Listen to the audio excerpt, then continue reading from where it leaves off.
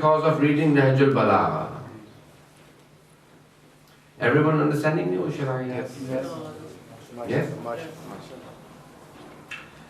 You know, it is important that we first of all learn ourselves. These Sunday madrasas, many times people come to majalis and they don't learn anything, you know. You need to learn yourself. You need to learn the manners of the Amal of Islam, teach it to your younger brothers and sisters, members of the society. These people are thirsty. They don't. Do you know how many of your neighbors know about the Holy Prophet and the Imams? Ali ibn Abi Talib alayhi salatu wasalam, Imam Hussain alayhi salam. How many people do know? If any. Have you ever said something about Ali ibn Abi Talib or Imam Hussain to anyone?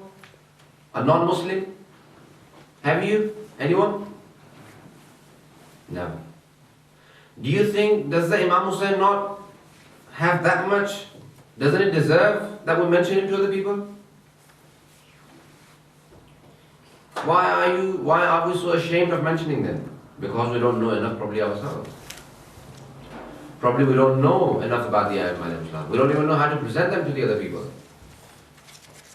You know, if Hindus can show those monkeys and elephants, their gods, you know, don't you know, haven't you noticed some of their gods? You know, the Ganesh is an elephant, and I don't even know the names of all the gods of the Hindus. You know, those monkeys and elephants, they show animals, and they still convert the people to Hinduism. People become Hindus just by looking at animals, because there is some spirituality in Hinduism compared to the Western world. Don't you think if we showed the true pictures of Ali ibn Abi Talib and Hassan and Hussain alayhi salatu wasalam, people would convert?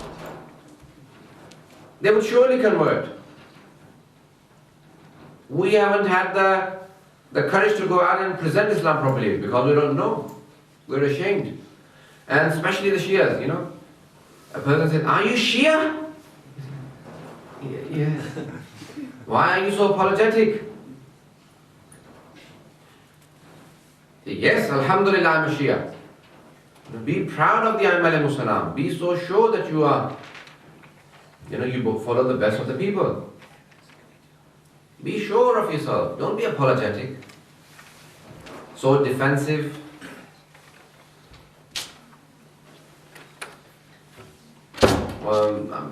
I'm sure it was Pakistani Sunni Muslim. On immigration, British immigration, a person stopped me and I was wearing my mama baqaba. Coming from Iran or probably going to Iran. And he said, "Where's your visa?" I said, "Here," in my Pakistani passport. He said, "Don't you have a British passport?" I said, "I do." So I gave him, he said, "You speak, you know, normal English." I said, "What do you mean?" He said, "Where are you from?" I said, "Originally from Pakistan." He said, "You're from Pakistan as well?" I said, "Well, you are from Pakistan." He said, "Yes." "Why are you dressed like that?" I said, he said, "Are you Shia?"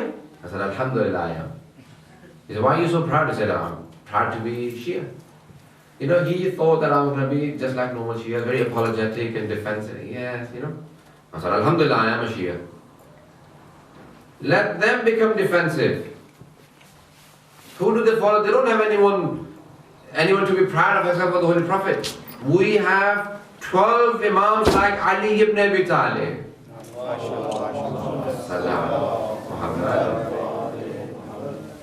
You know, as Al-Khomeini says, he says, when you speak to the people, they don't even have one Imam like Ali. We have 12.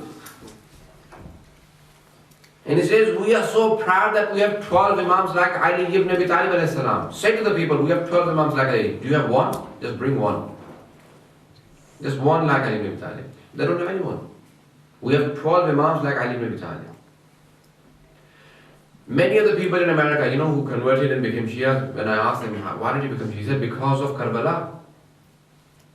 Because of Hussein ibn Ali." People preach.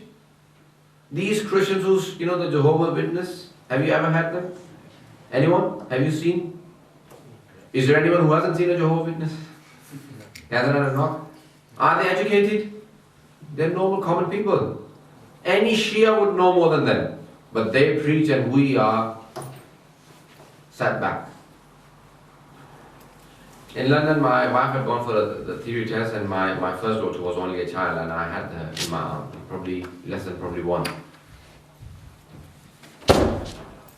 And this girl, probably, you know, about 17, she came out of the theory test. I'm not sure if she had passed or not. She came out and you know, like how they are normally, she said, "Who's that?" I said, "That's my daughter." You know, they like to get into conversation straight away. And she said, "Are you a Muslim?" I said, "Yes." I wasn't in my dress ring, you know, like, not in my mama bakaba. I was in trousers and shirt. She looked at my child and she just, you know how they are. She said hello to her and everything. And then she was going by and she suddenly stopped and she said, "By the way, Jesus loves you." I became so upset with myself that I am a preacher. I did not preach to her. A 17, 18-year-old girl preached Christianity to me. You know, that's how we are. And after that, you know, ever since then, I always try and say something positive about Islam. We never have the courage. Oh, by the way, Allah loves you. You know, we don't have the courage to say that to anyone. But they would preach to it. That's how they converted the Africa, the Asia. Christianity, that's how it spread. You know, the doctors and nurses who went to look after the patients, they were missionaries. They looked after those people in the hospital and they said, "By the way, I'm a Christian. Jesus loves you. He's the Son of God. You want to become a Christian? I'll show you to the church." That's how they converted the people. None of us ever. It's a Maulana's job. Why should I ever do anything? What? Don't you think you owe Imam Hussain alayhi salam and Ali ibn Abi Talib alayhi salam? Try and be nice to the people, you know. I did Ibrahim Amini in Qom. I met him 2-3 years ago in Hajj, and he said there was a group of Westerners. They had brought them to Tehran and they said, you know, give a speech for them, give a lecture. I'm not going to be very long, please bear with me. He said, they said, these people have come from the West. So he said, I'm prepared. And Ayatollah, he prepared to give a lecture. He said, I gave a speech in Farsi and a person was translating into English for them. And I said, okay, any questions? So people started asking me. He said, when the questions came in, I realized actually they're quite basic questions. And I prepared a really, high-class lecture. So he said, hang on, shouldn't I ask them how they became Muslims? So he said, I stopped and said, each one of you, please tell me how you became Muslims. He said, to myself, I was thinking they must have done so much research before they became Muslims. They must be so educated and they probably know Quran and Hadith inside out. And he said, I was preparing for a group who was very educated. He said, when I started asking each one of them, they had no information about Islam. They had been impressed by some of the Muslims who were nice to them and they were attracted to Islam. They learned some basic things and they were all Muslims. That's how they became Muslims. He said, then I realized, the early Muslims, they were all impressed by the akhlaq and the etiquettes and manners of the Holy Prophet. That's how people become Muslims. And we think, oh no, I would have to present, so high class speech before more than 20-30 people that I've converted. None of them. Now they probably know more than most of you. But none of them had a lot of information before they became Muslims. They had basic information and they said, I'm impressed by Islam and I want to become a Muslim. Even the brother I'm staying with, even last night I had a call from one of the sisters who had recently converted and she went through some problems at home. Her husband said, I want to divorce you now because you're a Muslim. She's going through a lot of difficult time and she said, I'm not sure, for 23 minutes we talked. And I was just trying to convince her. She's not an elderly woman, she's very educated, she's a teacher in a school. So I was convincing her that no, you go through difficult times. And she said, am I right in my thinking? She was presenting herself and basic things I was telling her. We can all do it, but we all think, no, I can't do it. Hazrat Abu Dhar, the first day he becomes a Muslim, he comes to Kaaba, everyone listening? He comes to Kaaba. Even in olden days, the Arabs used to come and do tawaf. They had their idols in Kaaba. They did not believe there is one God. They used to do tawaf of Kaaba.